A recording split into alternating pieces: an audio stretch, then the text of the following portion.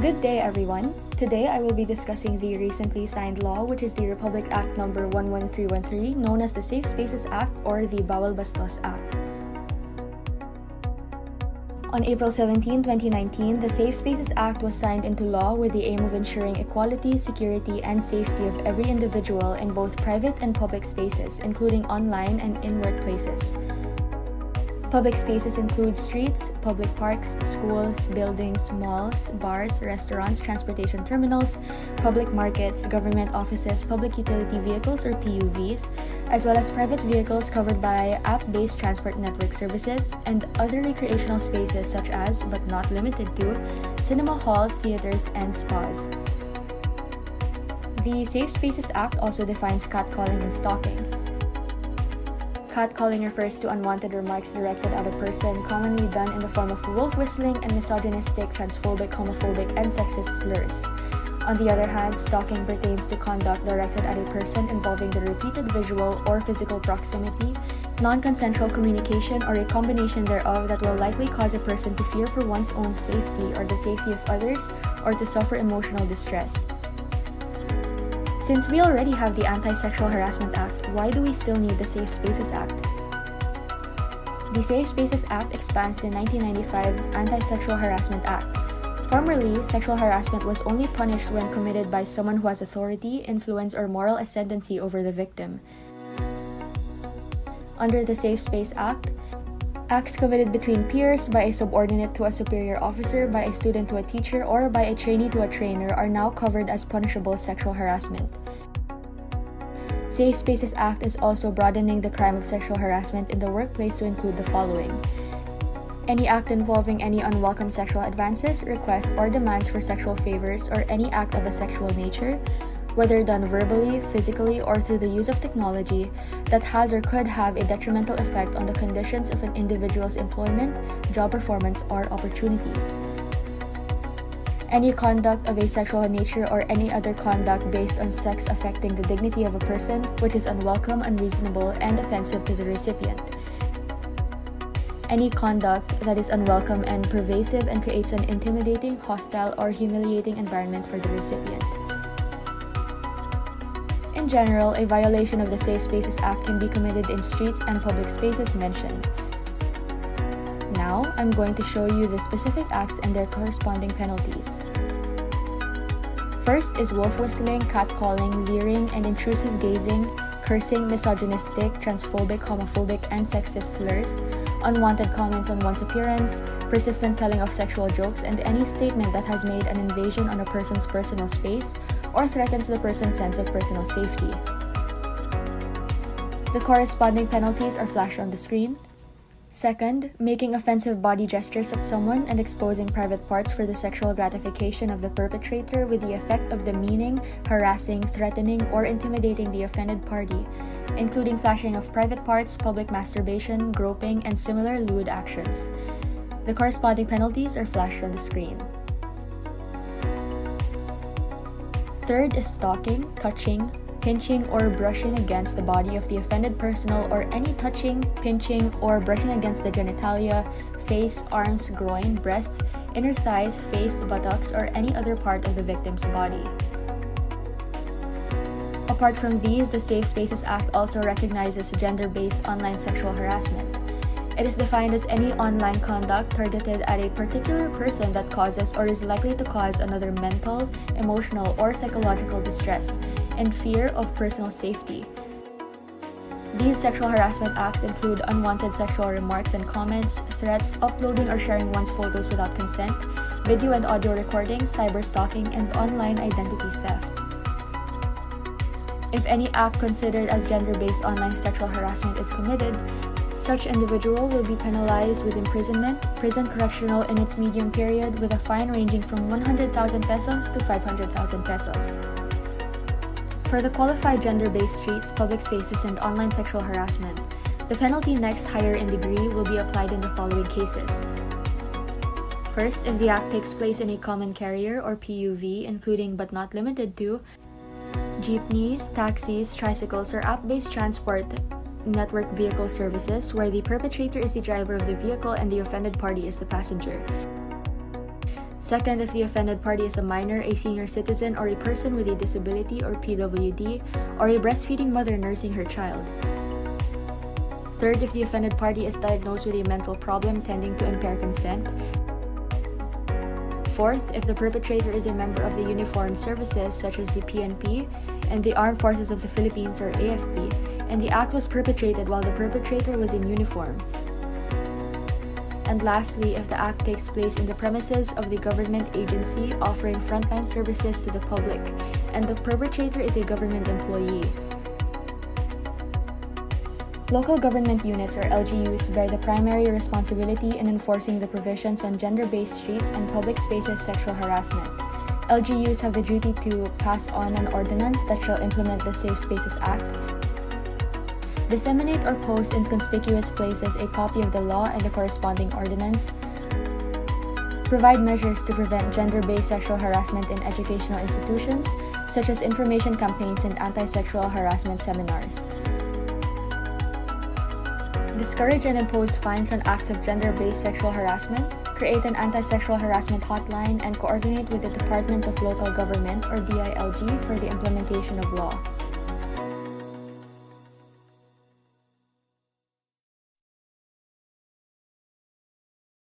Good afternoon, everyone. I am Marie, and welcome to UPOU OGC's second part of the webinar entitled You and Me Against Violence, Role of Men and the Community in Stopping Gender-Based Violence. This event is part of our activities for the 18-day campaign to end VOW, which lasted from November 25 to December 12. And this activity is our commencement activity for the said campaign. This is also done along with our online orange exhibit, which I guess our participants should visit on our Facebook page because later we will be having games and our questions will be lifted from there. And also we had the first installment of this webinar last December 1, 2022. So to our participants, ayan, react nga po tayo so that we know na nandyan kayo and let us know where you're watching from. Ayan, so mga nasa Facebook page natin, hello po sa inyong lahat. Ayan. All right, so to start, let's call on Dr. Fina Flor F. Thailand, Director of UPOU Office of Gender Concerns, to formally welcome us in this webinar. Thank you very much, Marie. Good afternoon, everyone. Magandang hapon po sa ating lahat. Kung saan man po kayo naroroon, I'm joining from Batangas, where I currently residing, to respond to Marie's question a while ago. So we are happy to be hosting again this last stretch of our forum in line with our 18-day campaign against VOW or against gender-based violence, as we're trying to also include the other genders and based on their SOGI in relation to what we are discussing. Ang daming ganap no? Within the university, sponsored by the Office of Gender Concerns, and we all like this forum. We started actually with the launch of our campaign through the gender session in line with the NCODEL, or National Conference on Open Distance E-Learning, last November 25, which highlighted various studies in relation to gender-based violence, gender, various efforts by the universities and other organizations in relation to addressing violence against women and even improving public's knowledge and awareness on gender and development. So nandito na tayo sa pagtatapos, but we know no, na hindi naman dito dapat nagtatapos ang ating campaign because it should be a long year activity and awareness raising for all of us. Na-excite ako, Marie, dun sa ating mangyayari rin later because maliban sa games, meron tayong i-announce in a little while after the forum, after the talk itself by our speaker. No, an exciting news for everyone kasi ito yung isa sa mga gusto namin ginagawa na mas mapaunlad pa yung public's knowledge and awareness regarding gender sensitivity and gender and development, particularly violence against women. Maliban sa ginagawa nating webinar, because as an open university, we are mandated to to really ensure no na meron tayong kino-contribute para maging aware ang ating society, ang iba't ibang mga sektor patungkol sa ating pinag-uusapan in relation to gender. Pero ang kagandahan noon ay we are trying to improve people's access to such awareness raising activities. So excited na ako, baka masabi ko may agad-agad, pero yun, kapit lang kayo dyan kasi mababanggit yan mamaya, pero at this point no, maganda mapakinggan natin yung speaker natin who will be introduced a little while, no. Maganda ring mapakinggan yung ibang perspektibo kung magkakaroon siya ng ibang perspektibo, pero kasi usually naririnig natin ang usapin ng vow at gender sensitivity mula sa mga babae, no, mula sa females and women. So maganda lang din marinig sa iba ring sex and gender kung ano ang mga mababanggit nila sa atin, ma-share nila sa atin tungkol sa kanyang karanasan as a social worker and as a gender advocate din patungkol sa vow and gender-based violence. So yun, hanggang dito na lamang at baka makuha kong oras ng ating speaker. Iba pang mangyayari ngayong hapang ito, but I'm happy to be with you and hosting this last stretch of our event for this campaign. Maraming salamat. Back to you, Marie. Salamat po, Doc Fina.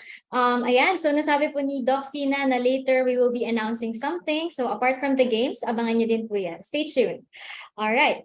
We'll now move on to the webinar proper, but before that, let me remind our participants and also our people who are watching from our Facebook live stream, YouTube live stream, UPOU Networks live stream, that you may message us or comment your thoughts and questions in the chat box so that we will be answering them later. Ayan, our speaker specifically.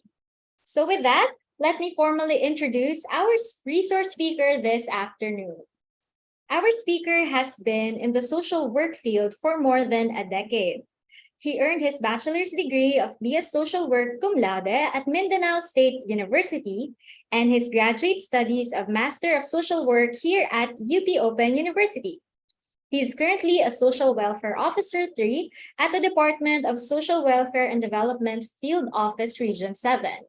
He also served as Project Development Officer 2 at the same department from 2013 to 2014. Ayan. So I would not make this very long.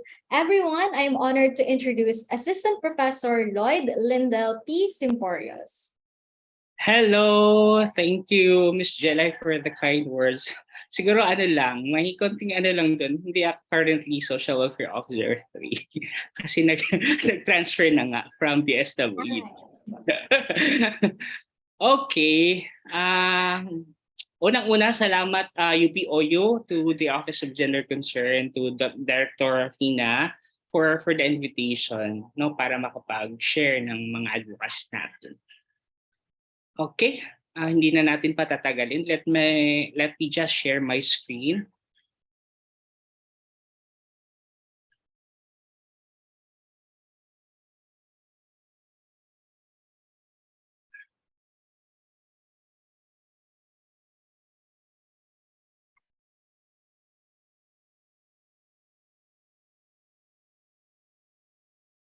Nakikita ba? Ms. Jelay, okay ba? Nakikita? Yes po, sir. Okay. Sige. Yung ginawa ko dito is pinamagatan kong everyone has a role to play in ending violence against women and girls. For this presentation, bali nasabi na nga kanina, pangalawang second batch na to ng discussion about BAO kasi nga nangyari yung first was on December 1 with Dr. Malu as the speaker. Now it is my turn and hopefully everyone is ready as I am also ready. Okay, before that, siguro konting pampagising. I prepared 5 items. Bali, we just have to cue in our responses if it's true or false. You can cue in your responses chat box kung true or false yung statement. 5 lang naman, madali lang. No sweat to. First, Wait lang ha. Parang hindi ako pang makapag-next.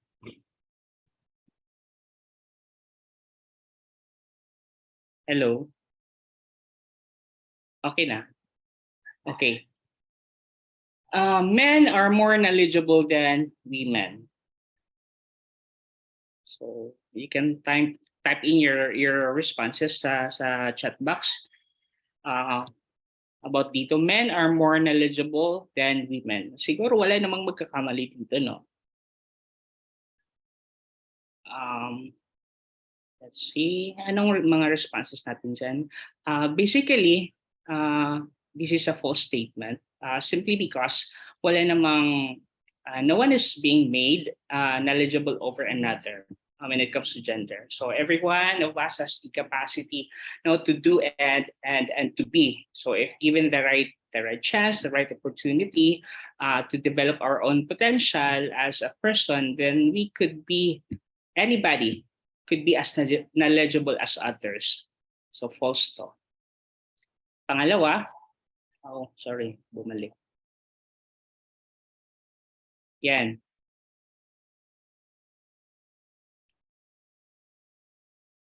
It is just right that women are excluded in decision making for they are fickle-minded and emotional.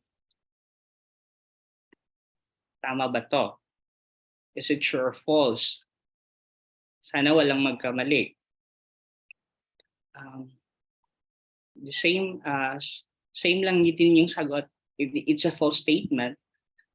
There is, kung titingnan natin, there is a gender stereotyping in this statement. No, this is not true to all and should not be a fix in specific gender. So anyone, regardless of gender, regardless of sexual orientation or gender identity, is free whatever it is that they wanted or planned for themselves. So it's a false. Wala sa gender, wala sa sexual orientation, wala sa SUGI. Pangatlo,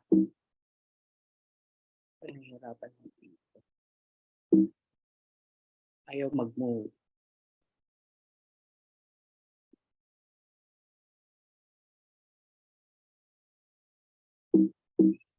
Wait lang.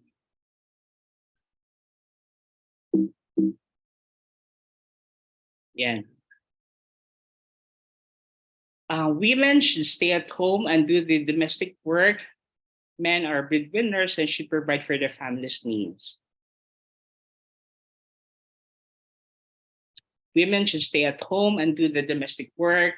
Samantalang ang malalaki naman are breadwinners and should provide the family's needs. True or false? Again, this is a false statement.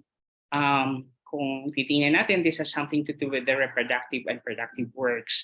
So, and both the reproductive and reproductive works, these are not pre-designed works na specific lamang on one's gender or sexual orientation or gender identity. So both men and women are capable. We have this capability to do both the productive and reproductive works. So what is ideal is that my shared parang yung ideal dito is that both men and women are doing shared responsibility. Now, when it comes to parenting, when it comes to breadwinning or doing household chores. Next, yan. Women, men, and LGBTQ could equally contribute to development.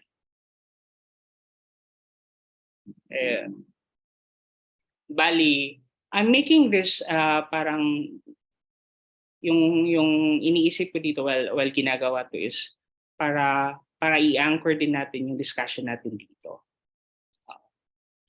Para maiba. Women, men, and LGBTQ could equally contribute to development. Yes, it is a true statement. So, lahat, women, men, members ng LGBTQ community, we have our own distinct capability as a person. So bali, if again, if given the right to life, the right to education, yung involvement natin or participation natin sa decision making, involvement natin or participation when it comes to economic and social life, involvement natin when it comes to leadership roles, etc. This could actually contribute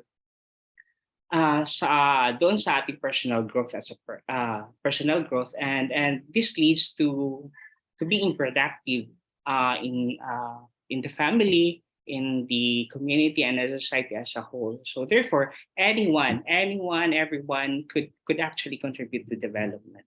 So ang pagiging contributor natin sa development wala sa gender. Next, violence is inevitable and therefore it should be accepted. Violence is inevitable and therefore it should be accepted. It's a false statement. Bali sa limang to, yung second to the last lang yung show. So all other four are false statements. So everyone deserves to live in a society free from violence. So where we can develop our potential, our personhood, exercise our full potential as a person, and have a control over our own body. So if we are not doing something about it, it will stay inevitable. Kung wala tayong gagawin, magiging inevitable talaga yan. So yung challenge natin. Okay.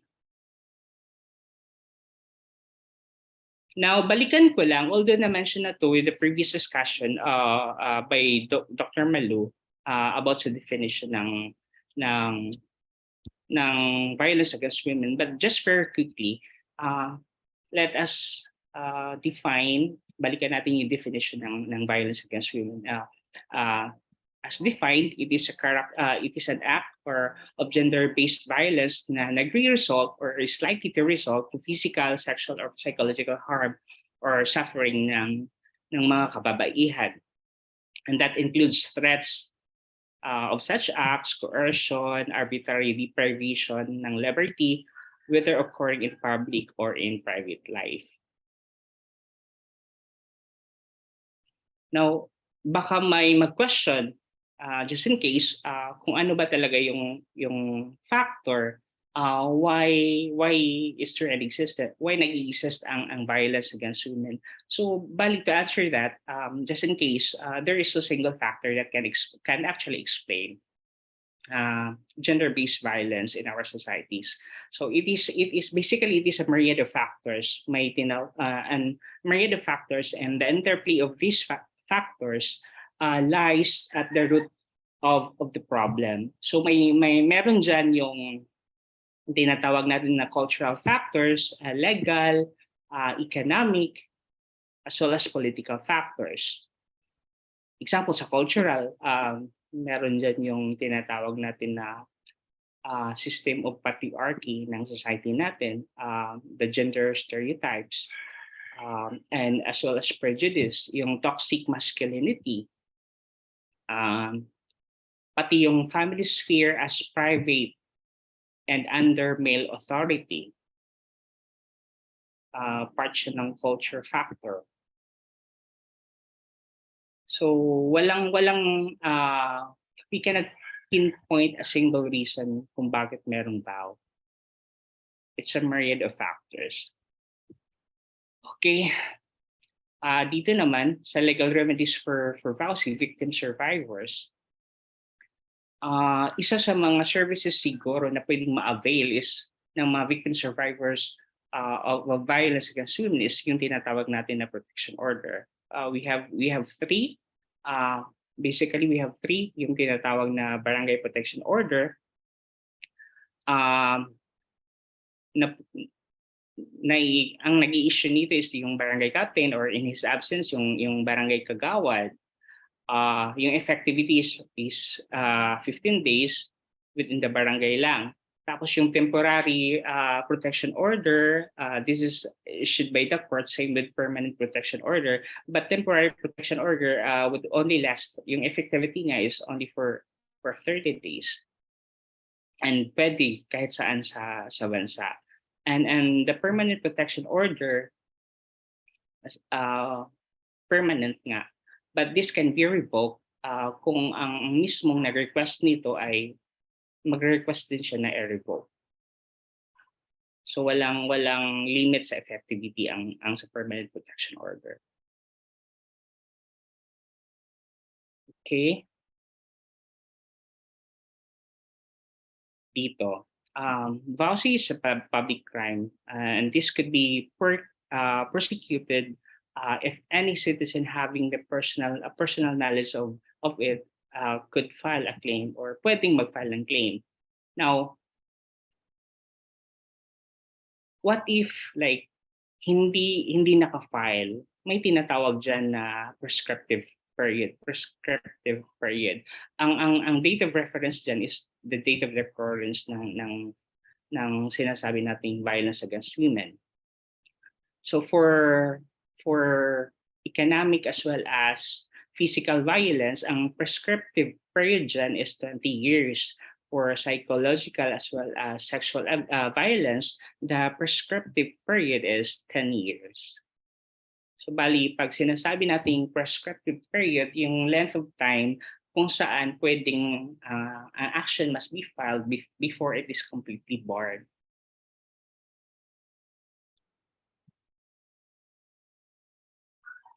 Next, just an overview about VAU situation in the Philippines.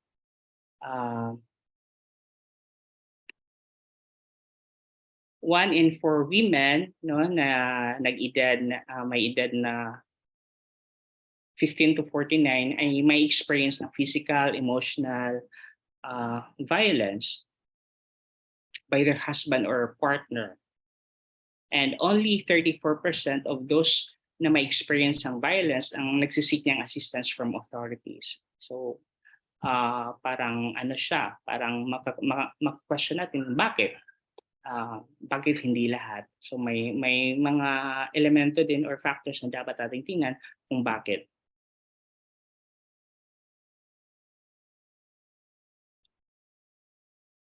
So for VAU cases from 2017 to 2021, ang makikita natin diyan sa column ng 2021, yung pinakamalaki is under Republic Act 9262, Anti-VAUSI Act of 2004.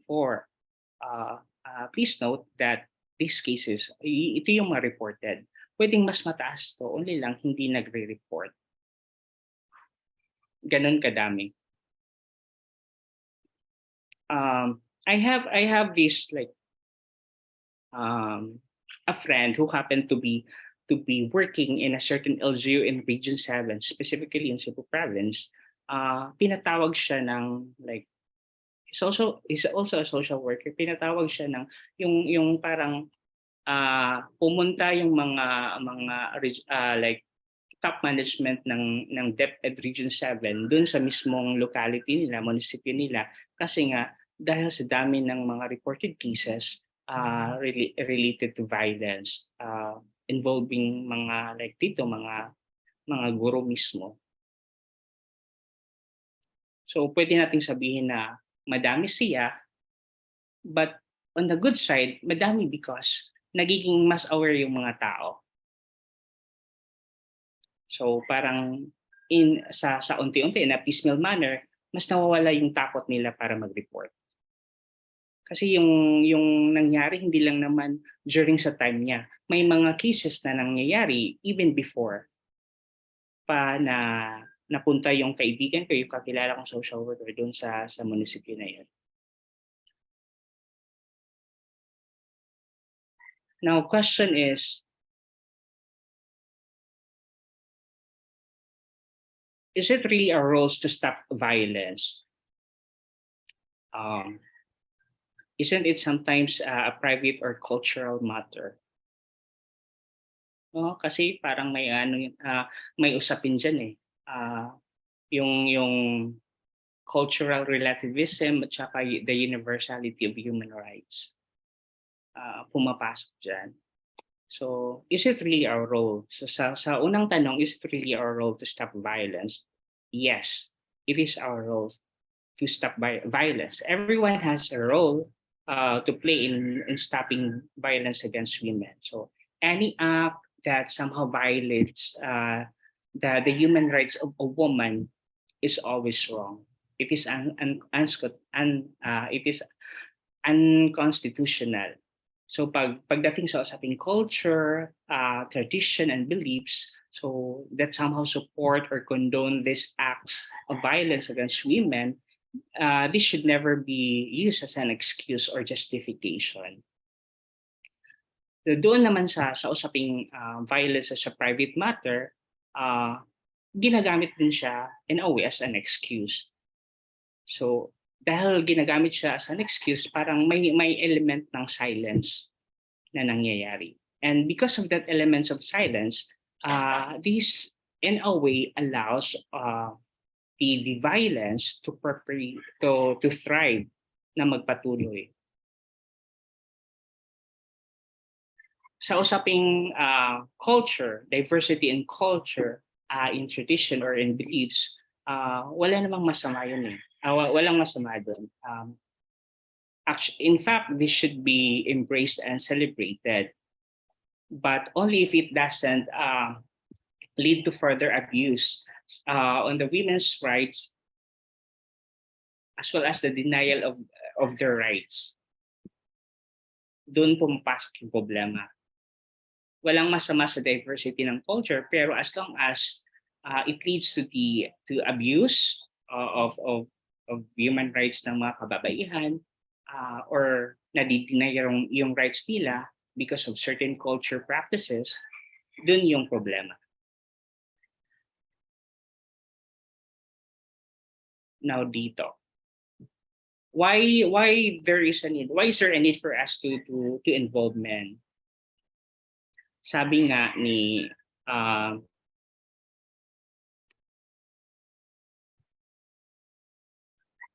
dito, tawag dito.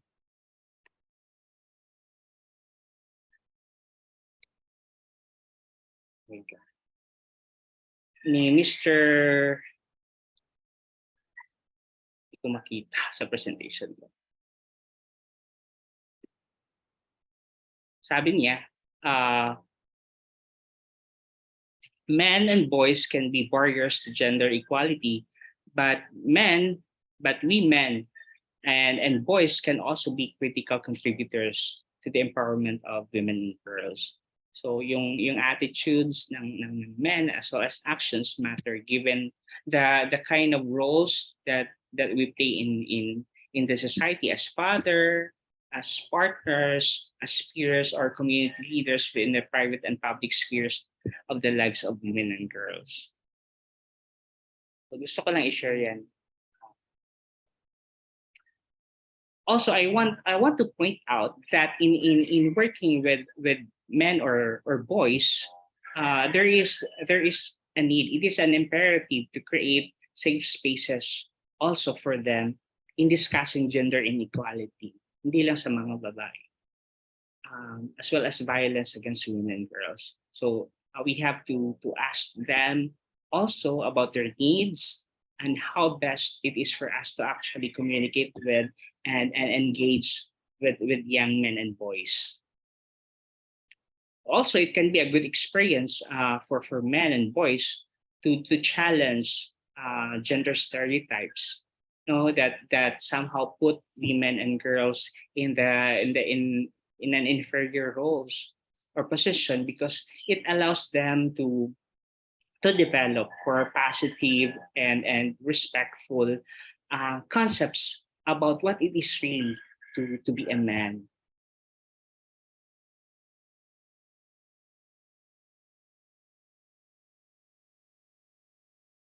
Ito, this is some kind of a notion, no? Parang involving men and boys. Why is there a need? This notion in a way has grown to represent a variety of things. galing sa participation ng men in the struggle against domestic abuse to strategies ranging from the involvement of bystanders or to tertiary prevention. So yung variations ng sociocultural natin somehow affect our patriarchy as to how patriarchy is being upheld in our society. What is meant by heteronormative masculinity and how women's self-determination is being restrained. So these kind of circumstances affect what it means to in a way engage men. Dito sa usaping patriarchy and toxic masculinity. Now, the dynamics of socialization we have in our country is highly influenced by the system of patriarchy, privileging men over women, which somehow causes to have this unequal social relationships for boys and girls, for men and women. Now, dito naman sa usaping toxic masculinity, siguro there is a need.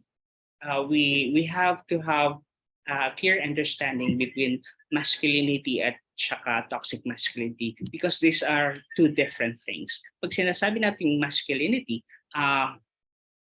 this has something to do with practices, behavior, norms that are associated with being a man. Pero pag sinasabi natin just like femininity, yung konsepto ng masculinity, this is socially constructed, it is learned. But sa usaping toxic masculinity, iba na siya. Toxic, dito sa toxic masculinity, parang hindi lang siya description of masculinity in itself, but more of a harmful male behavior. So kasaling na dyan ang dominance, violence, aggressiveness, as well as other practices that somehow oppress others like women and other members of the LGBTQ community. Also, I just want to point out that sa konseptong toxic masculinity, it does not also mean that men are bad or are naturally or essentially violent or aggressive or dominant. Also, this is not to say na yung mga that everything masculine is necessarily toxic. Sabi nga may nakita ko sabi nga ni Dr. Verceles, the director of the UP Center for Women and Gender Studies, to be less toxic, dapat daw matutunan natin how it is to be feminine. Siguro subukan natin. Feminine na parang hindi to the point na magiging na parang gay. Feminine na parang you're putting yourself in the shoes of those female counterparts.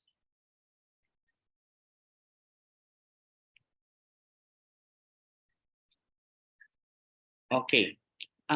Siguro narinig niyo din, yun na din ang MOVE, no? It is an organization, Men Opposed to Violence Against Women Everywhere, an organization of men na who committed themselves to actively involve in the elimination of violence against women.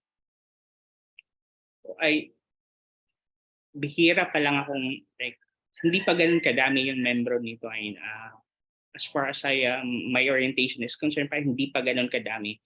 So there are those members and it's a good action already for men kasi parang exclusive to sa mga lalaki. So the very purpose is the elimination of vow ng organization na to.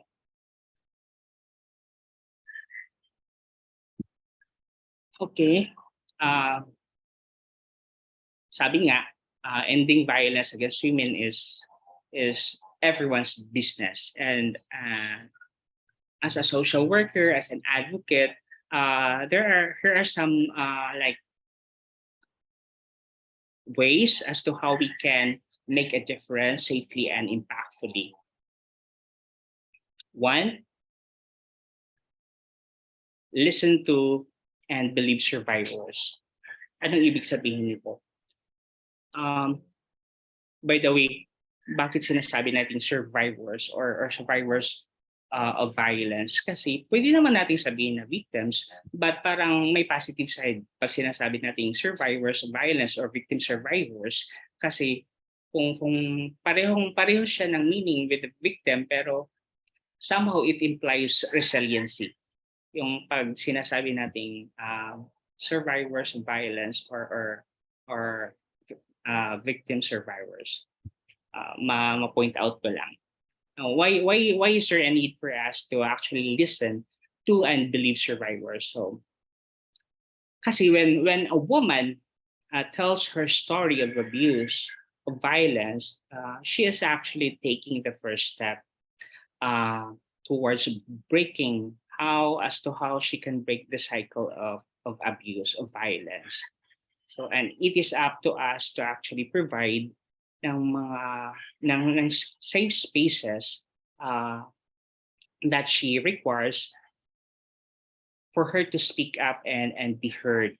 So, when discussing cases of sexual violence, it is necessary, it is important to actually remember na yung sobriety ng victim, yung clothing niya, yung sexuality, these are all irrelevant when discussing about cases of violence. Yung calling out victim or we have as advocate, we ourselves, we have to try to call out victim blaming and try to refute the notion na it is the responsibility of women to avoid situations deemed dangerous. So, parang sa in a little way, yung mga ganitong bagay, dapat in a way pinapractice natin yan. Another, creates safe spaces for children from the home to the school system and beyond. So, may research, and according to the research, men who have been exposed to violence and trauma, whether as a child, as children, or in the context of conflict, are more likely to use violence against their intimate partners. That's according to study. Taking part in childcare and form closer bonds with your children from the start.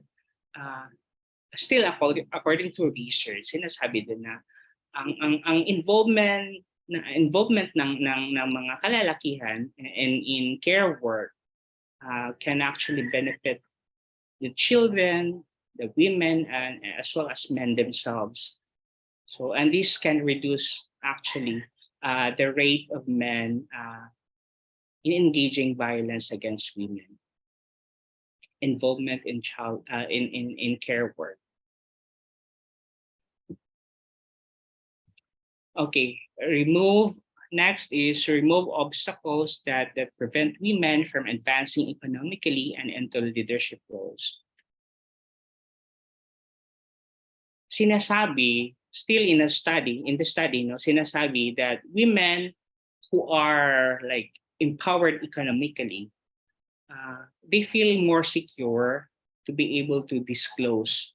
They feel more secure in disclosing their experience about gender-based violence. So it is important, it is imperative for us to somehow remove these obstacles so women can engage, can participate in economic and social activities in the society. Next, teach the next generation and learn from them. Teach the next generation and learn from them. So, pwede nating sabihin that the examples na we set for the next generation highly influenced as to how they perceive gender, as to how they perceive human rights, as to how they perceive respect. So let us begin conversations about gender roles early on. Simulan natin habang mas maaga pa when it comes to usaping gender roles and challenge the traditional characteristics as well as features no na naa-assign natin pag sinasabing babae at lalaki. So let us point out these stereotypes that children are exposed to any to daily basis, whether in the media, yung mga sinatawag natin na institutions that somehow promote gender stereotypes or gender biases, like the family, schools, media, the state, and let them know na it's okay to be different. We have to teach our children that it's okay to be different. We have to encourage that culture that is accepting.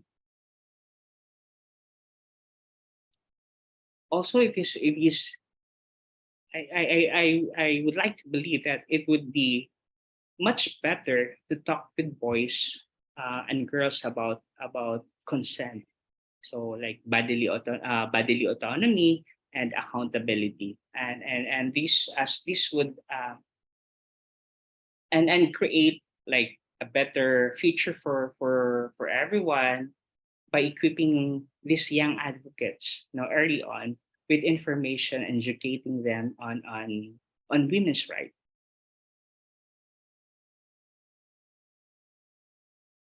Call for responses and services fit to purpose. So pag sinasabi natin services, especially pag andyan na victim survivor, services for them are necessary. So this means that survivors or victim survivors of gender-based violence must have access to any service available: shelters, hotlines, psychosocial services, counseling, and other forms of support, more so in this time of pandemic. Kasi nga, during pandemic, nag-spike up yung cases ng gender-based violence. Next, understand consent. Napaka-importante nito. Siguro naririnig na din natin yung phrases like, she asked for it, boys will be boys. These kind of phrases attempt to blur the lines around sexual consent, putting the blame to the victims and absolving in a way the crimes committed by the perpetrators. So when it comes to consent, walang gray areas. No means no, yes means yes.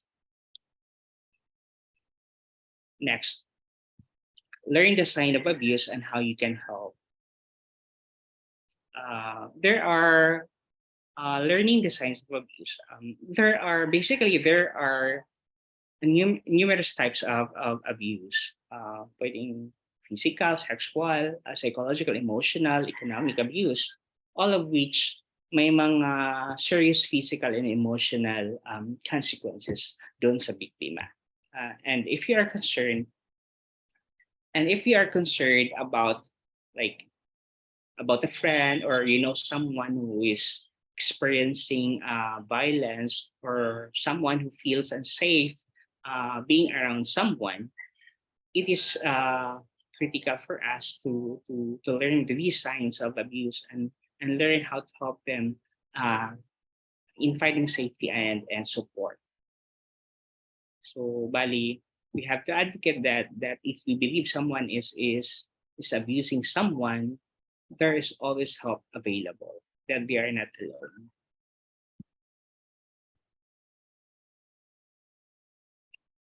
Start a conversation.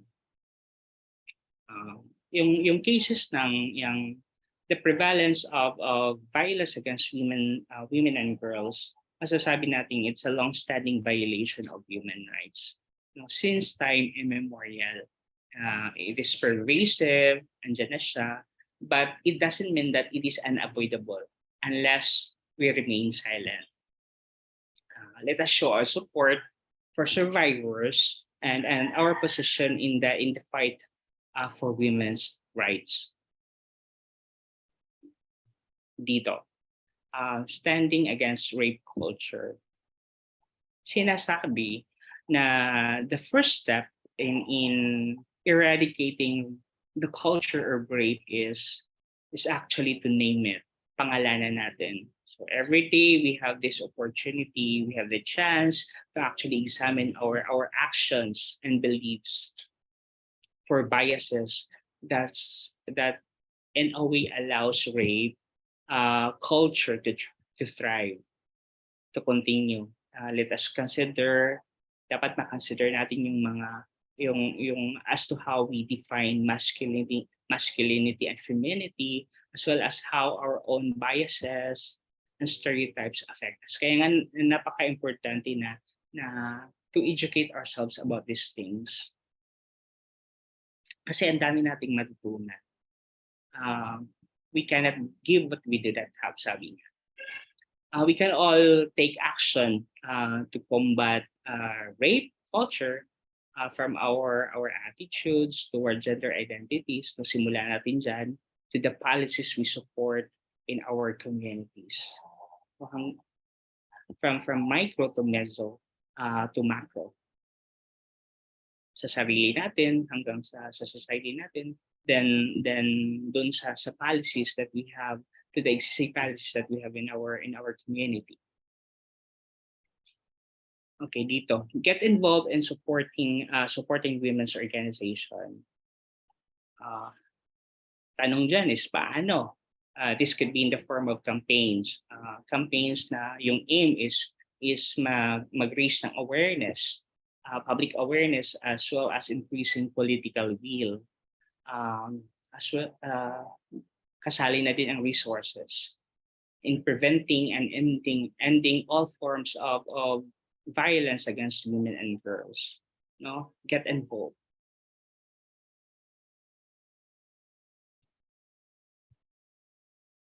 Next, hold each other accountable.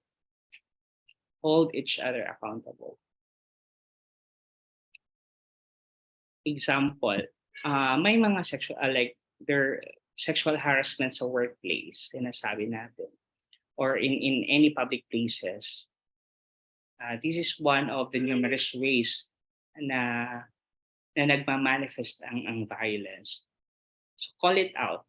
When we hear or witness like sexist jokes, for sure, iba natin dito is in a way parang guilty dito, no? Pag nakadinig tayo ng mga sexist jokes, we have to call it out. Improper sexist jokes, improper sexual comments, yung sinasabi din kanina na catcalling, these are never acceptable. By encouraging our peers, no, in the workplace, sa bahay natin, sa pamilya natin, to consider their own behavior, speaking up when someone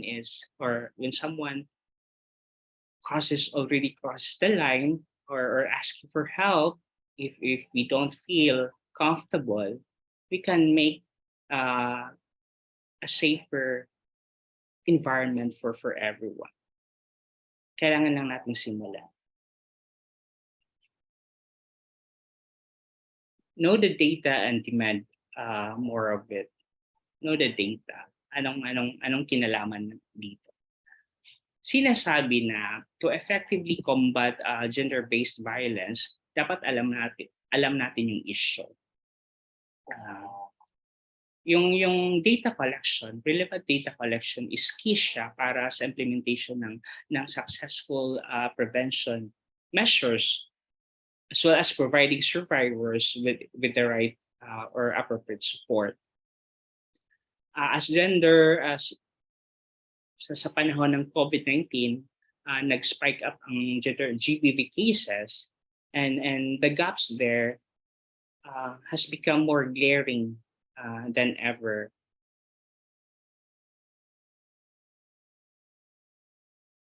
Every one of us, we can call out, or we can call on our government to invest in the collection of data on gender-based violence, no? Para mas naklaro natin, alam natin talaga kung ano yung issue.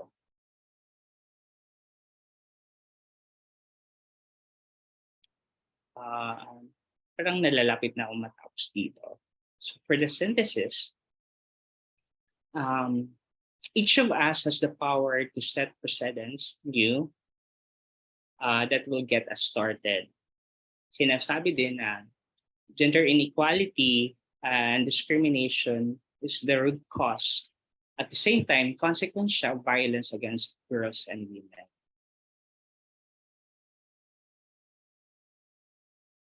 That although the nature of this campaign, the You and Me Against Violence campaigns were nakafocus lang sa violence against women or girls, but by addressing and changing the practices as well as patterns that somehow contribute to violence against women and girls, similar practices that underpin violence na may kinalaman sa mga kalalakihan will be also challenged and changed. So parang hindi lang sa mga babae.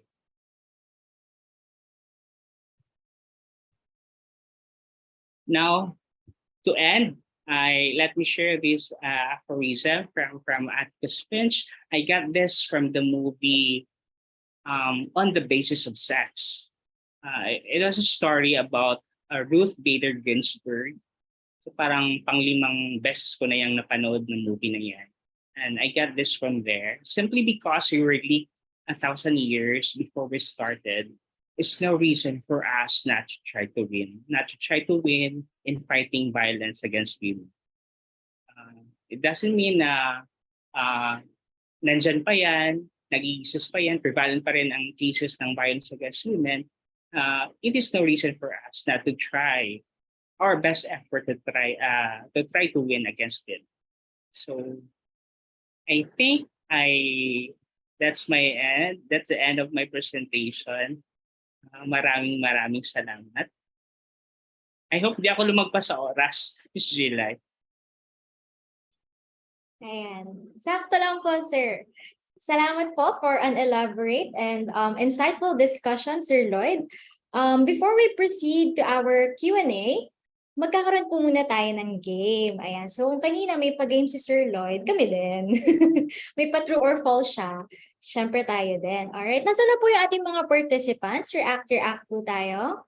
Ayan. Pwede po ba tayo mag-heart reacts or applause reacts? Ayan. Also, our viewers in our live stream. Ayan. Hello po. Okay. So, from November 25 up to December 12, the Office of Gender Concerns launched the Online Orange Exhibit. So ito po yung exhibit where we post facts about the campaign on ending VOW from starting 2000 hanggang present time. So kung ako po sa inyo, check niyo po yung ating online exhibit on our Facebook page and we will start with our game. Okay? So, ayan. Ready na po ba? Ayan. So, the online Orange exhibit po was created by our field instruction students in OGC. So, Jeric Terranza, Ana Estrera, Sheena Fem Milligan, and I think there are 4 of them. So, ayan. So, okay. So, for our participants po, mag-chat lang po tayo sa Zoom chat box if you know the answer. And kung sino, Jeneline Corion, yes, Miss Jeneline Corion. Sila po yung nag-curate ng contents for our online Orange exhibit. So, may album po kami dyan sa aming Facebook page. So, for our participants, you may chat on our Zoom chat box. And kung sino po yung mauuna na makasagot ng tama will be recognized and magkakaroon po kayo ng prize. Okay? So let's start with our first question. Ayan, the Office of Gender Concerns has recently launched an online exhibit that tells the journey of the Philippines towards a vow-free country. What is the title of the online exhibit? Ayan. Anyone? What is the title of the exhibit? Kaka-mention ko lang po nito.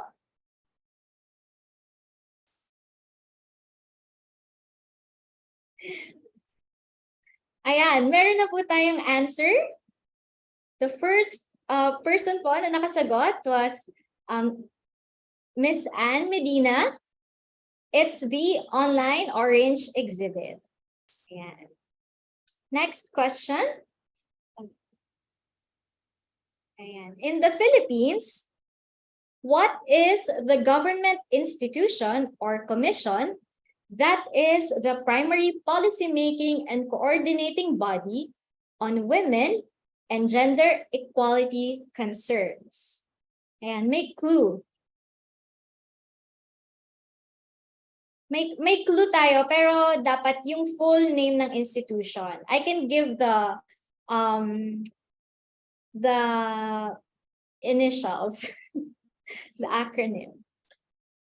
Pero full name, PCW.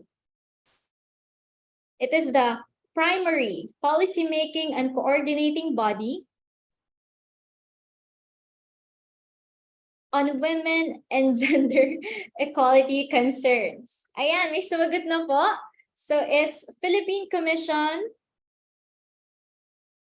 for Women, on women, in women. What is PCW?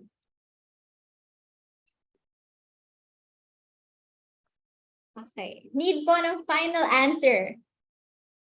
Philippine Commission on Women. All right. So, ayan, nakakuha na po ulit ng tamang sagot. Next question. Ayan. Mas na yung ating mga participants. Ayan.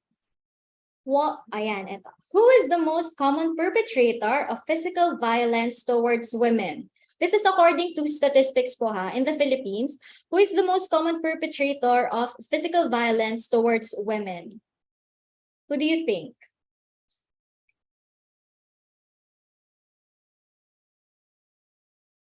Yeah. Who is the most common perpetrator of physical violence against women?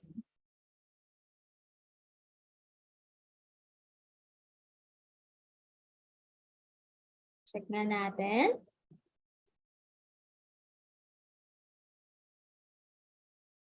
Meron na po bang mga nag-a-answer dyan? Most common perpetrator of violence against women. Naku, parang hindi tayo aware kung sino ang most common perpetrator of VAUC. Ayan, pag may mga nire-report po, who is the most common perpetrator of physical violence towards women? Physical violence po. Do you think ang most common perpetrator of violence against women?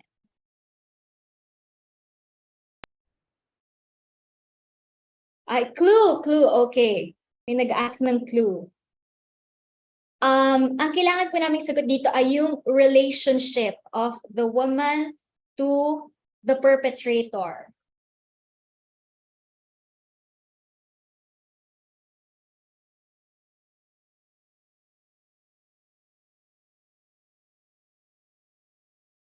Alright, ayan. Meron na pong nakakuha ng tamang answer.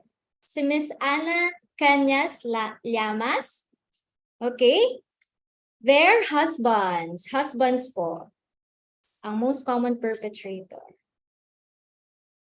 Ayan. Ayan. May nagsagot male family member. May nagsagot men. Ayan. But the most specific answer po would be the husbands because na-discuss din po natin before na ang VAUSI po really happens with, intimate partners po ng women. Ayan. Okay. Next question. Oh, ito, madali lang to. Isang Google lang. What is the Republic Act number of the Anti-Violence Against Women and Their Children Act of 2004? Anti-VAUSI of 2004. Number lang po, RA. Okay, pabilisan na lang to mag-type because 4 numbers lang to. Ayan. Oh, may dalawang different answers tayong nakukuha dito. Magkakaiba. Okay. RA number of Anti-VAUSI of 2004. Ano kaya? Ayan, may nakakuha na po si Sir Larry Cruz. Sir Larry pala tayo. Hello po, Sir Larry. RA 9262 po. Ang Republic Act or ang batas po ng Anti-VAUSI Act of 2004. Congrats po, Sir Larry. Okay. Next question. I think meron pa tayong mga 4 or 5 questions. Pabilisan to RA number ulit. What is the Republic Act number of the Magna Carta of Women? Magna Carta of Women. Oh, magkakaiba yan kasi iba-iba po ang kanya kino-cover. Ulit. RA. May nakakuha na po ng correct answer. It's RA 9710, Magna Carta of Women. Ayan. So, yan. Ang Philippines po, parang na-discuss din po natin na isa po tayo sa mga countries, specifically na may Magna Carta of Women. Ayan. Alright, next question. Kundi na lang po ito. Ito po, na-discuss ni Sir Lloyd in his talk po, 20% of women have experienced physical violence since the age of? Anong age po? Kadalasan, or this is 20% of women po have experienced physical violence since the age of what? What? 14, 9, 7? Okay. Warmer. Kailangan mas wala pa pong nakakakuha ng right answer. Sige. Ayan, may sumasagot din po sa ating FB Live. Domestic partner, sabi kanina, kung sa most common perpetrator. That's correct po. Age. Age. Anong age po? Women have experienced physical violence since the age of? Clue, higher than 10. Higher than 10 po ang sagot dito. Ayan na, 11, 12, 13, 14, 15, 16, higher than 10. And sadly po, medyo young women po ang nakaka-experience na po ng physical violence at this age. Wala pa rin po tayong, okay. Meron na pong naka-chamba. Naka-chamba, ayan. So, sadly, 20% of women nakaka-experience na po ng physical violence at the age of 15. And it's UPOU Multimedia Center. Sino kaya ito? Si Kuya Alan or si Lexter or si Anne? Okay. Ayan. So, at the age of 15 po, ayan. And then, yung mga common naman po na nagre-report, pinakamarami po, sabi po ni Sir Lloyd kanina, is nasa 20 to 24. So, ito pong statistic na 20% could be, alam niyo po yun, baka po mas mataas pa po. Hindi lang, it just goes unreported. Ayan, 15. Next po. Okay, pabilisan ulit. RA number, Anti-Trafficking in Persons Act. RA number po.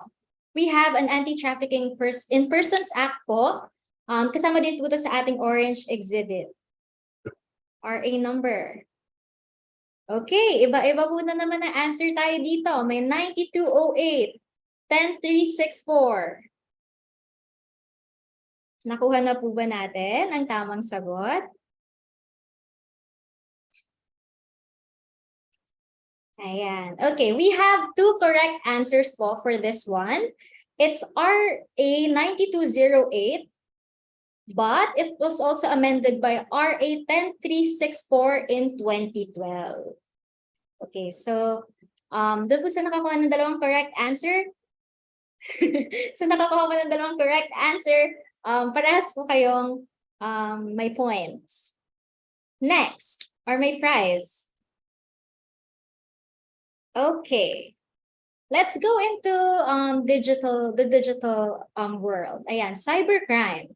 RA 10175 or the Cybercrime Prevention Act is a law that protects women and children in the cyberspace by specifying online actions that can be considered harassment or abuse.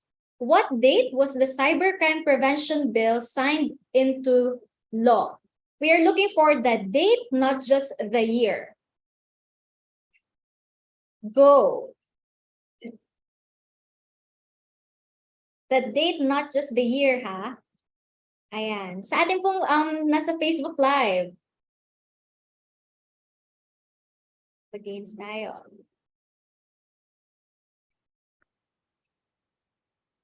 Okay. May nakakuha na po ulit ng tamang answer. It was signed into law on September 12, 2012. Ayan. So even in the cyberspace, meron pong protection for women and children. All right. Next, congratulations, Lexter, for answering the question. I think, ayan, okay, tapos na pala ang ating game. That's our last question. So, sa atin pong mga winners, you may, from UPOU, pwede po kayong pumunta sa UPOU Gender Office at IMBPO Building and claim your prize. Ayan. So, ito naman po ay small prize lamang for participating in our game. Okay. Ayan, so gising na tayo. So, yung mga questions po, we can start sending them on our chat box. Ayan, sa ating mga participants. Regarding po sa ating mga discussion kanina, ayan, you may send them in our chat box. And we actually have I think 3 questions already. So, ayan, Sir Lloyd. Ayan. Yes. Oh, ano nasa beauty pageant po tayo? Q&A na po natin. Right, ready na po ba kayo? Okay. So, we have our first question. It says, maayong hapon po, Sir Lloyd. Yes, mayong hapon, Bisaya. How are men affected by gender-based violence? Do they experience it? And if men or both sexes, okay, marami siyang question. If men or both sexes experience gender-based violence, why is there emphasis on VAW or violence against women? I think this is a very common question po among Yes, sa first question, yes, nakaka-experience ng gender-based violence. Kasi, kaya nga siya gender-based violence kasi ang na-experience hindi lang kababaihan. Meron ding mga kalalakihan like sinasabi natin sexual exploitation, sexual violence, early marriage, mga cases, example ng mga cases ng mga kalalakihan when it comes to gender-based violence. Only lang hindi siya reported karamihan. And kung ikukumpara natin, mas madaming cases ng GBV na ang biktima is babae. Now, doon sa tanong na bakit yung VAUSI, like 90 to 62, nakafocus lang sa kababaihan, we have to know that this particular law is a special law. May target siya na subject, yung kababaihan, women and their children. So special law siya. So pwede namang ang lalaki pwede namang like they can ask protection if they experience violence, pero not under 90 to 62. Pwede siguro under the revised penal code. Revised penal code is Parang as if I'm an expert in law, no? Revised Penal Code, parang general law siya. Ang 9262 special law. So para specific lang siya, yung target ang subject ng 9262 kababaihan and their children. So pag may na-violate, naka-experience ng violence na mga kalalakihan, dun yan magpo-fall sa Revised Penal Code. I hope that na nasagot ko yung mga tanong. Madami-dami yun. Hindi ko na maalala yung iba. Okay po. Thank you, sir. Another question. Ito po ay medyo personal experience niyo po ata ito. Sabi niya po, is it possible to report vowsy kahit hindi po ako yung victim? Paano po kapag ayaw mag-report ng victim? Meron po kasi akong kilala who has an abusive husband. Na-mention ko kanina that anybody, as long as he or she has the knowledge about the act, pwede siyang mag-report.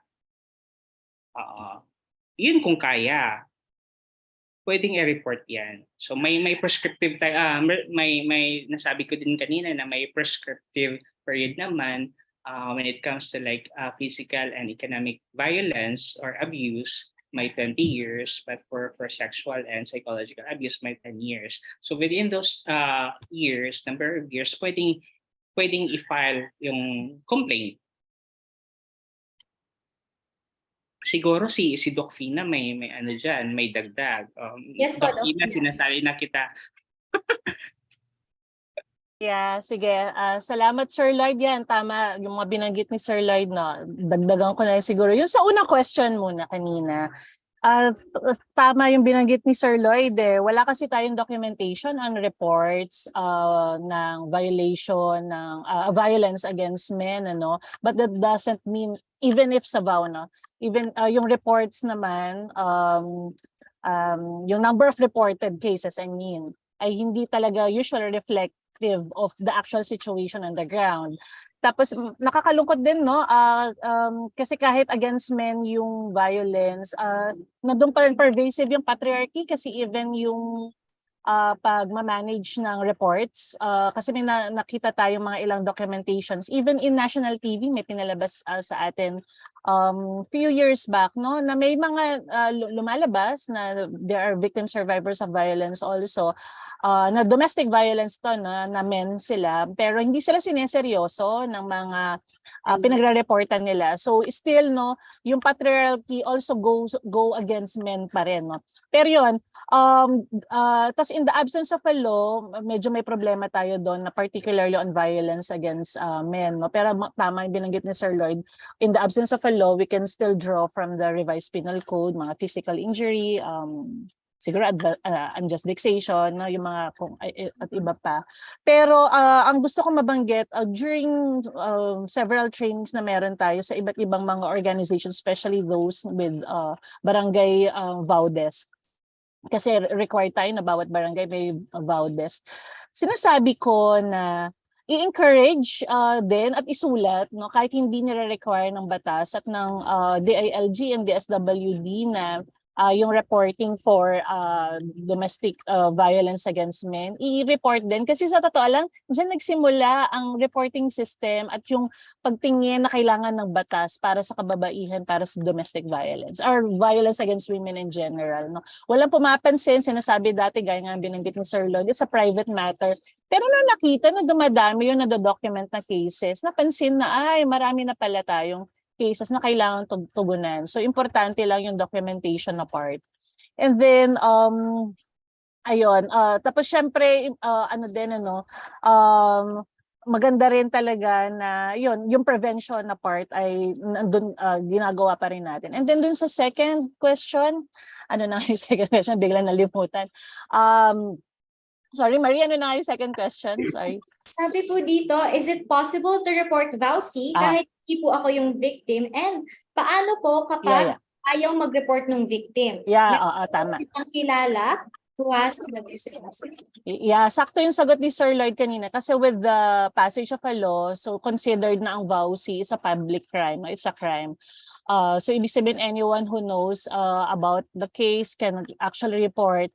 Pwede namang hindi dumiretso agad sa report, pero pwedeng kausapin as a way to support the victim survivor kung bakit, what's keeping her or them from reporting at mag-provide ng necessary information na pwede namang mag-report. There are possible assistance that can be provided to them, etc. And provide necessary response. No? Importante naman maintindihan ng victim survivor na may law that could be that could assist them. Pero understandable lagi 'yon, no? I mean, hindi madaling mag-report. Maraming kino-consider lalo na kunyari domestic violence to, na intimate partnership sa may anak and all. So mahirap 'yun, laging maraming kino-consider. Pero yon, yes, direct sa sagot, sabi nga ni Sir Lloyd, pwede siyang i-report at kung hindi man agad-agad na, I mean, hindi naman ang mga tipong hindi masasampahan ng kaso and all, pero at least yung community systems natin, community protection systems, magkakaroon man lang ng kahit paano community surveillance, no?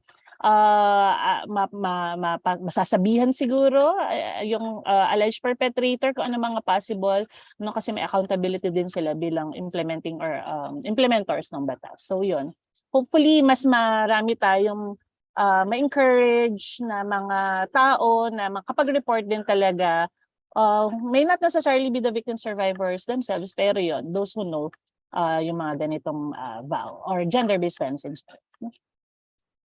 We have a follow-up question po. May nagtanong po dito. How about yung narinig mong nag-aaway, yung mag-asawa na kapitbahay? Pwede mo po bang i-report din yun? At kaso, pag ni-report, baka hindi naman po mag-cooperate ang mag-asawa. Parang, siguro po, ang confusion po is like, saan po kaya yung boundary? Kung parang manghihimasok po ba tayo sa mga ganong cases? Or yeah. Doon sa tanong kasi ang nakalagay doon is nag-aaway. So, hindi pa natin ma-establish yung like, may abuso ba or violence na nangyayari. Siguro kung ma-establish na natin yun, then for someone na naka-witness, then pwede, you can. Pero doon mismo sa question, sa tanong na nag-aaway pa lang, we cannot just establish kung meron na ba talaga.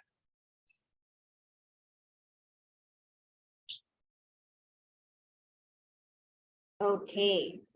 Ayan. Another question po here is, could mental health problems, ayan, meron ng mga topics. Could mental health problems be used as a shield for those who commit VAUC?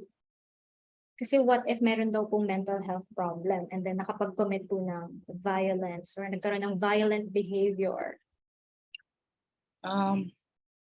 I don't know kung tama itong isasagot ko dyan. Pwede, as long as may support. As long as siguro like na-diagnose yan na meron talagang mental health problem. Pero may tinatawag din kasi na tayong like psychopathic batterer, no? sa husband, no? sa aspetong like ma-relate natin yan sa battery syndrome, yung first na psychopathic batterer sa side ng husband. Siguro kung ma-establish, di lang ako sure talaga just to be honest, di lang talaga ako sure. Maybe si Doc na merong mas mapailalim na konkretong sagot about dito. Pero siguro for me, kung ma-establish na meron talaga siyang mental health problem na diagnosis as diagnosed by a health professional, then siguro di lang ako ganun ka-sure sa totoo lang. Doc Fina, patulong dito. Doc Fina po. Sige, actually while you're answering, nag-google tayo ng mga references natin. Marami kasing iba't ibang klase, no, ng malawak yung mental health problem. Alam ko kapag yung due to drugs, alcohol, kahit sa anti-rape law, hindi kasi siya pwedeng magamit as a justification. So siguro ganun din sa anti-VAUC. Pero ito yung mga bagay na kailangan kasing patunayan, kaya nga na sinabi ni Sir Lloyd, and these are the things that should be heard in court, no? At maliban sa evidences, kailan ba 'to nagsimula? Alam mo yun, parang naalala ko tuloy yung mga concerns natin sa annulment. Kailan ba nagsimula yung cause nga ng psychological incapacity, no? Kasi related yon. Importante lang na na-establish gaya nga binanggit ni Sir Lloyd. Pero ito yung mga bagay na dapat ay hini-hear sa court, and our lawyers, judges might be the better persons to balance and judge kung ano yung at mag-interpret din kung ano yung sinasabi ng mga batas natin. Pero generally speaking, sa totoo lang, wala naman dapat excuse ang pag-wife battering. At generally, violence, lalo na sa intimate relationship. Kasi kung kinaya mo nga makipagrelasyon, I mean, kung may kakayahan ka makipagrelasyon, ibig sabihin may kakayahan ka din, I mean, from a psychological point of view, no? Ito yung paniniwala ko, and mula sa mga nakikita rin nating pag-aaral. 'Di ba? Kung kaya mong makipagrelasyon, kaya mong magtrabaho and all, ibig sabihin, 'di ba, supposed to be may kakayahan ka rin to manage your behavior, your anger kung may problemang gano'n, no? And ang hirap lang kasi if lagi na lang na nagagamit yung gano'n, psychological concerns, mental health concerns sa ganitong mga bagay. Plus yung binanggit ni Sir Lloyd kanina, hindi talaga siya dun sa mga vow tree natin, problem tree, gender-based violence problem tree analysis based on studies. Ano lang siya, contributory factors or exacerbating factors lang yung mental health concerns or based on drugs or alcohol abuse. Ang pinaka myriad factors gaya ng binanggit ni Sir, pero medyo tayong at least 3, no? Lack of respect for human rights, patriarchy, tsaka meron din about culture. So yun, so hindi talaga sila yung root cause of the problem, kumbaga. So kung titingnan natin yung problema, hindi talaga sila yung supposed to be, well, pwedeng pagtuunan ng pansin, pero dapat yun talagang root causes. Kaya pinag-uusapan nga natin ito para mabago yung pananaw. Salamat. Thank you po, Doc Fina. So if my questions po, no, we will be entertaining them. I think we can accommodate 2 more, pero we also already have 1 question here. Ito medyo, sabi niya, saan po ba nagsisimula ang abusive behavior ng men towards women? And how can we encourage young men to be advocates of ending vow? I think nasabi na-mention Ken kanina sa discussion. Yes. Saan nagsisimula? Myriad factors. Example, pag ang isang bata na lalaki naka-witness sa pamamahay niya, like may violence na nangyayari between his parents, so pwedeng like repeated na yon, pabalik-balik na na-witness niya. So paglaki niya, there's a great possibility na yun nga, magiging violent din siya towards sa kanyang partner. Then dun sa na-mention ko din kanina na yung gender inequality, it's basically the root cause. At the same time, consequence yan ng gender-based violence. Pwedeng nagsisimula sa tahanan, sa pamilya, sa eskwelahan. Eskwelahan, paano? Hindi lang tayo masyadong aware. Pwedeng like sa kindergarten, example, yung mga lalaki, yung tables ng lalaki at saka babae, may pink at saka blue. So yung lalaki nasa blue na table, tsaka yung mga babae na nasa pink na table. Sa laws and policies naman natin sa state, makikita natin like sa members ng Senate, mas madaming lalaki compared sa babae, like around 30% lang yung sa Senate, mga 33 something percent. Yung sa Congress naman medyo malaki-laki pero konti pa rin compared sa population ng mga lalaki na sa Congress, like around 38%.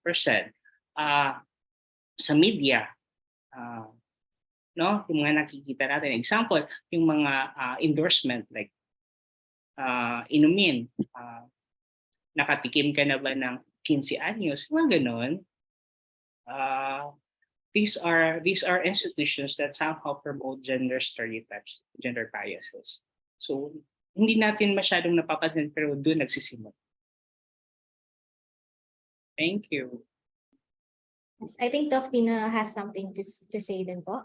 Oo, maganda yung explanation ni Sir Lloyd, no? Inisa-isa niya yung tinatawag nating social institutions for gender socialization. No? These have been also discussed previously nung nakaraang forum with Doc Malu. And this is usually one of the core topic na pinag-uusapan natin, Sir Lloyd, sa mga gender sensitivity trainings natin. Kasi it's good. The question is really great, no? Kailangan kasi nating makalkal where it leads, where it came from, no? May naalala rin ako, an officer in one agency in the government, natanong niya sa akin to, bakit kailangan pa daw pag-usapan sa mga gender sensitivity trainings, yan yung mga ganyan. Home, family, school, government, community, kung saan-saan daw nagmumula ang mga gender stereotypes. So sabi ko, kasi if these are the areas or places or locations where gender is learned, where norm is being reinforced, no, these are also the points where we could intervene.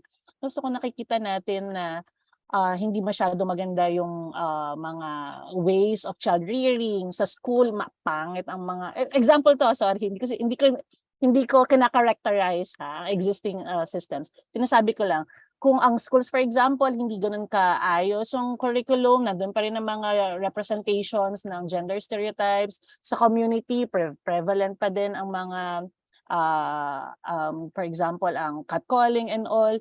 Di ibig sabihin, kung na-identify natin where this where these gender stereotypes are prevalent, no, doon rin tayo mas makakapag-intervene, no. Kunyari sa home, meron tayong mga ginagawang module at trainings on gender responsive parenting. Sa school naman yan, suki natin ang DepEd schools, no. Natutuwa tayo dyan, marami tayong mga partner schools, lalo sa panahong ito, tas March, ayan, yun yung mga panahong mataas ang mga requests for trainings on gender sensitivity training, paano isagawa ang gender fair language, because language is one form of social institution, those sorts, no.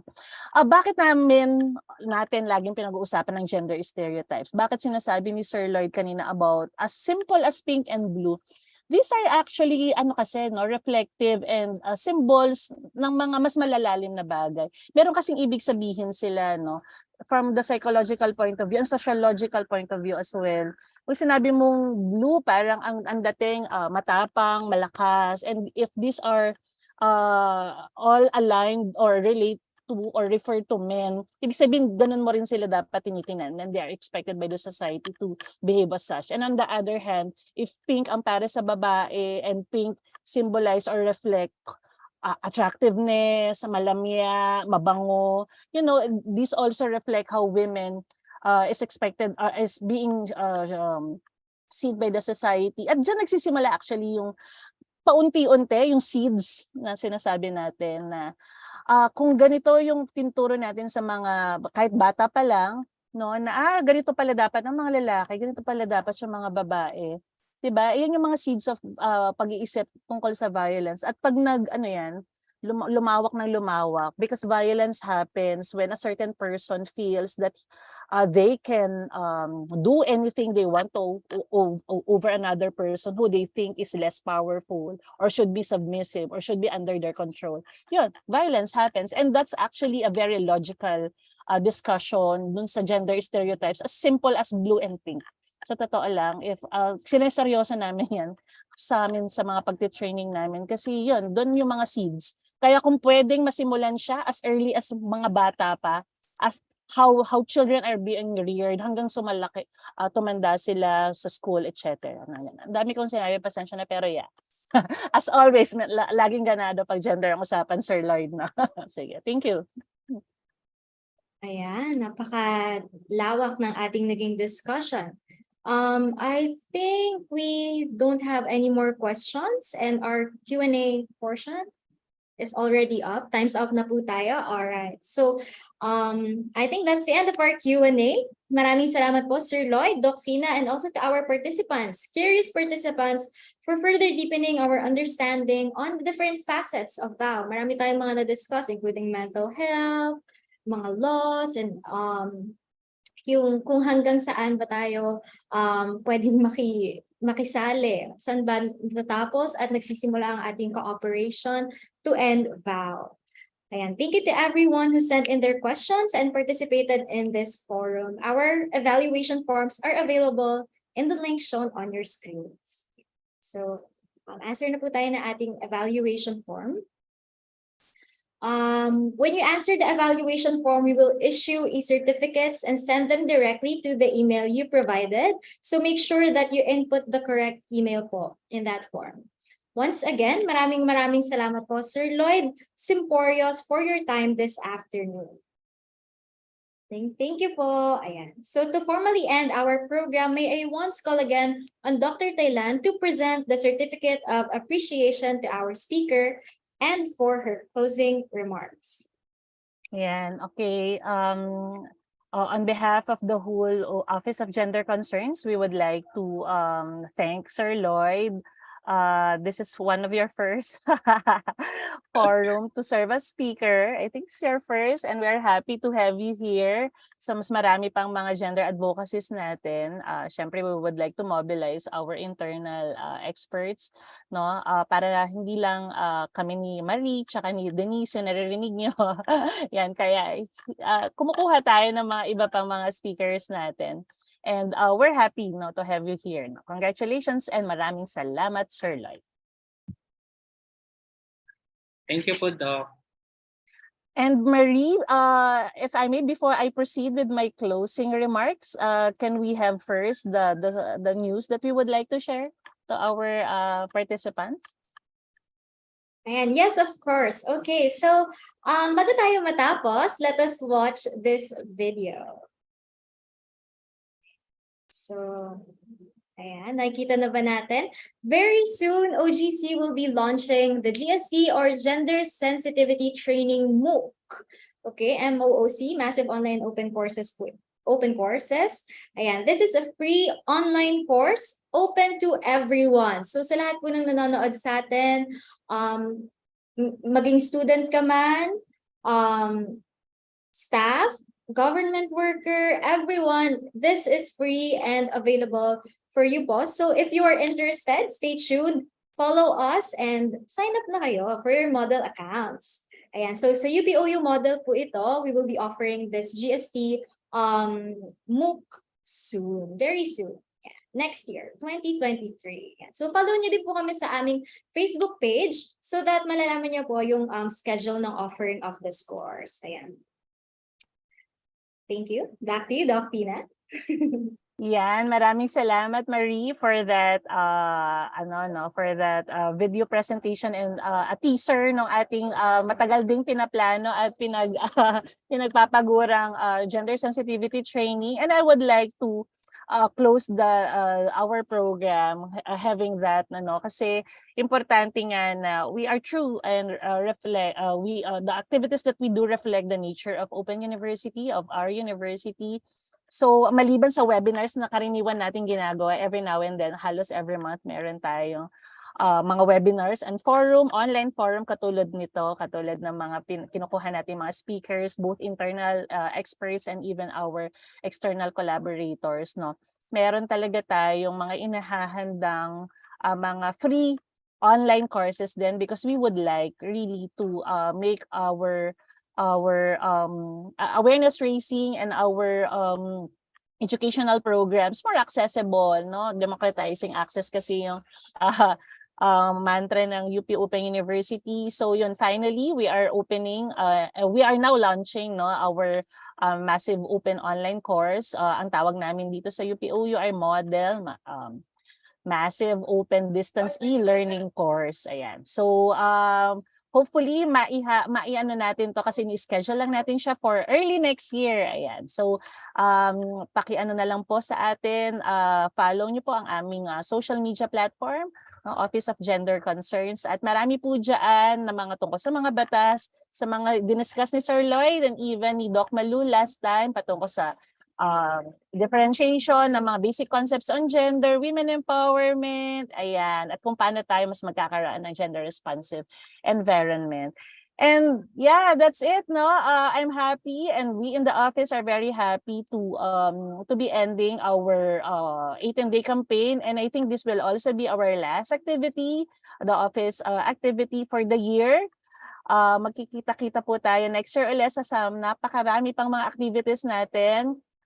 Hindi lang para sa public, pero syempre meron din tayo sa mga internal stakeholders. And I would like also to grab this opportunity to thank our very own multimedia center, who is always very willing to assist us in all the things that we are trying to do. Kahit minsan mabilisan, maraming salamat po. And syempre sa mga student assistants namin, sa mga faculty staff ng UPOU, and of course our officials in the university.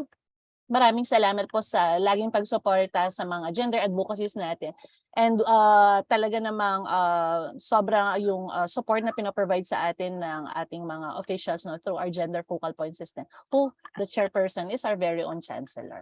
So with that, we thank everyone for participating in this event. Hopefully you will be with us in our next activities. Thank you, Marie.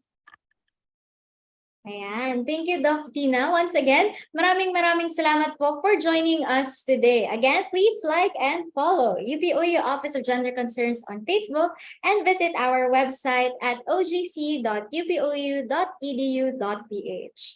Ayan. We hope this has been a fruitful day for all of us. Together, let's be agents of change in our communities. Together, sabi nga po ni Sir Lloyd, let us start conversations and stop violence against women. Ayan, Merry Christmas po sa ating lahat. Ayan, early greeting. Merry Christmas po and maraming salamat po. Ayan, evaluation form po. Let's answer our evaluation form. Thank you so much.